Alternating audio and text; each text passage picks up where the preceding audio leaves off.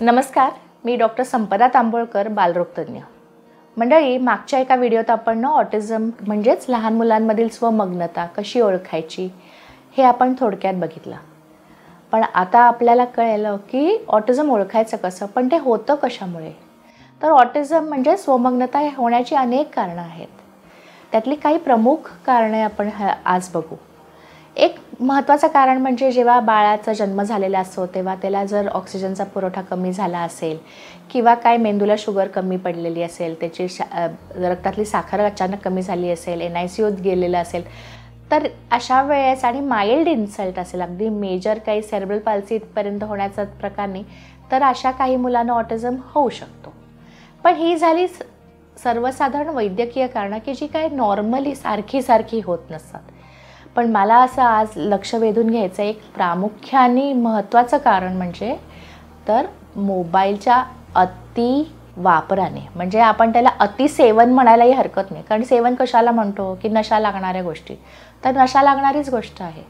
मला सांगायचं आहे की मोबाईलचं अतिसेवन किती घातक असू शकतं. त्यातला एक घातक प्रकार म्हणजे होणारा व्हर्च्युअल ऑटिझम. आता मी सांगते, माझ्याकडे एक अशीच लेक आली होती. ती स्तनपान करत होती. असं बाळ हातात धरलेलं होतं. ती व्हॉट्सॲप बघत होती आणि बाळाला मध्ये मध्ये त्या व्हॉट्सॲपचे व्हिडिओज दाखवत होते. व्हॉट्सॲपवर कोणीतरी काय रील्स दाखवले होते.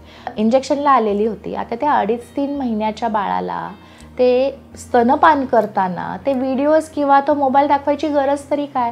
मी सहज आपलं बघायला गेले की कोण स्तनपान करते, कसं करते बघायला गेले, तर मला धक्काच बसला की हल्ली मुली असंही करतात. म्हणजे आपण 2.5 आणि 3 आणि 4 महिन्याच्या बाळापासून मोबाईल दाखवतोय. आणि ते का दाखवतोय?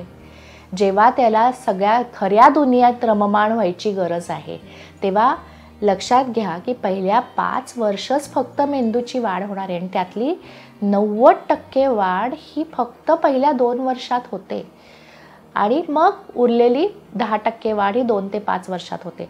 5 वर्षानंतर तुम्ही कितीही आटापिटा केला तरी मेंदूची वाढ होत नाही, किंवा अधोगतीच होत जाते नंतर जसं वय वाढतं तसं.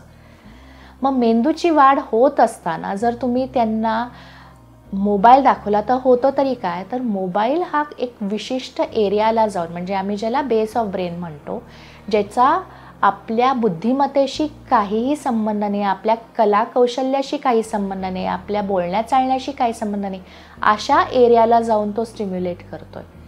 आणि तो एरिया कोणचा आहे माहिती आहे का? तो एरिया सेम आहे की ज्याच्यानी चरस, गांजा, निकोटीन म्हणजे सिगरेट, बिडी, तंबाखू, दारूची लत लागते. तो सेम एरिया जाऊन तो मोबाईल तेथे जाऊन कुठेतरी हात लावतो आणि मग होतं काय की त्याचं कळत नकळत त्या मुलांना व्यसन लागतं. मग या मोबाईलमध्येच ती मुलं रममाण होतात. कोविडच्या काळामध्ये तर खूपच त्याचा अतिरेकच झालेला होता. आता तरी त्याचा अवेअरनेस होऊन हळूहळू कमी झाला आहे. पण मलाकडे बऱ्याचदा मुली येऊन सांगतात बरं का की संपदा मावशी ना, माझा मुलगा ना अगदी मोबाईल बघितल्याशिवाय जेवतच नाही, असं कौतुकाने सांगत असतात. तर मी त्याला म्हणते, हा कौतुकाचा विषय नाहीच आहे. पहिल्या 2 वर्षात तुमच्या मुलांच्या हातामध्ये तो स्क्रीन, मोबाईल, TV द्यायलाच नाही पाहिजे. बरं, मोबाईलचं ॲडिक्शन काय आहे माहिती आहे का? ते फक्त छोट्यांना नाही, ते मोठ्यांना सुद्धा लागलेलं आहे. ते वयस्कर लोकांना, सिनियर सिटिझन्सला देखील लागलेलं आहे. सकाळी उठल्यापासून सगळेजण व्हॉट्सॲप खेळत बसतात. ती मुलं त्यांच्या घरातल्या भांड्यांची, कुंड्यांची खेळण्यापेक्षा त्या मोबाईलवर खेळत बसतात. त्यामुळे त्यांचे फक्त 2 भाग ॲक्टिवेट होते, मेंदूचा खालचा भाग आणि अंगठे. ह्याच्या पलीकडे कुठला भागच ॲक्टिवेट होत नाही. त्याच्यामुळे होतं काय की जे कनेक्शन्स मेंदूमध्ये व्हायला पाहिजेत किंवा आपण इतरांशी संवाद साधताना जे कनेक्शन्स होतात, जे विचार होतात, जी गोष्टी तुम्ही सुंदर बघता, त्याचं ते तुमच्या मेमरीमध्ये रूपांतर होतं. म्हणजे काय की तुमच्या मेंदूचे प्रत्येक भाग जेव्हा तुम्ही निसर्ग ऑब्झर्व करताय, तुम्ही आजूबाजूचं वातावरण ऑब्झर्व करताय, इतर लोकांशी बोलताय, ते मूल ते हळूहळू शिकत जातं आणि मेंदूचा तो भाग प्रगल्भ अर्थात मॅच्युअर व्हायला लागतो.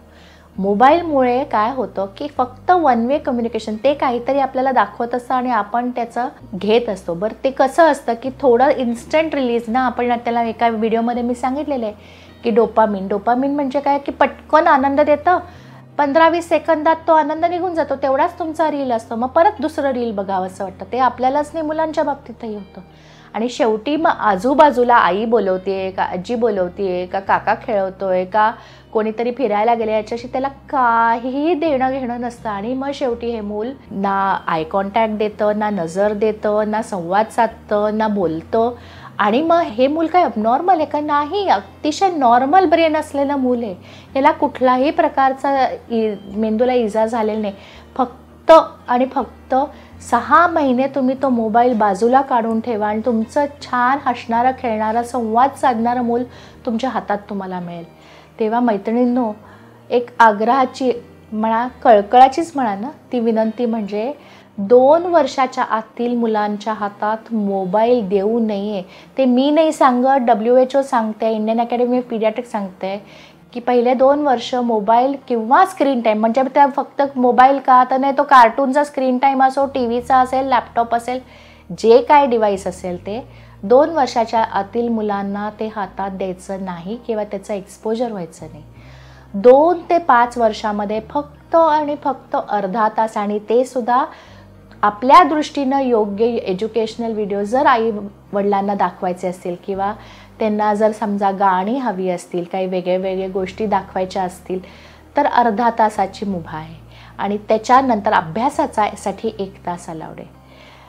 इवन वयात येणाऱ्या मुलांना दिवसभरात आम्ही म्हणतो साधारण 1.5 तासाच्या पेक्षा किंवा स्ट्रेच करून 2 तासाच्या पेक्षा जास्त मोबाईल अजिबात वापरणं योग्य नाही. ते मेंदूला कुठेतरी आत्ता आपल्या लक्षात येत नाही आहे, कुठेतरी हा धोका संभावणार आहे आणि आपली मुलं त्याच्याकडे वाहवत जाणार आहेत. अशाच प्रकारे अजून काही गोष्टींनी ऑटिझम होऊ शकतो का? कोणी मला विचारलं की का हो इंजेक्शन्सनी वॅक्सिन्सनी ऑटिझम होऊ शकतो का? तर ती शुद्ध गैरसमजूत आहे.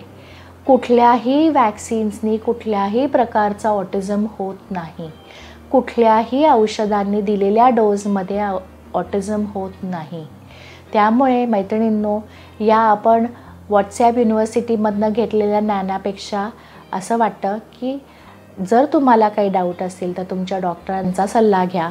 लक्षणं कुठली आहेत तो व्हिडिओ मी डिस्क्रिप्शनमध्ये टाकतेच, तो बघा आणि एक सायंटिफिक व्ह्यू घ्या आणि आपल्या मुलांना त्या मोबाईल नावाच्या ब्रह्मराक्षसापासून लांब ठेवा. असेच काही तुम्हाला व्हिडिओज हवे असतील तर मला अवश्य कळवा. लाईक करा, शेअर करा, सबस्क्राईब करा. धन्यवाद.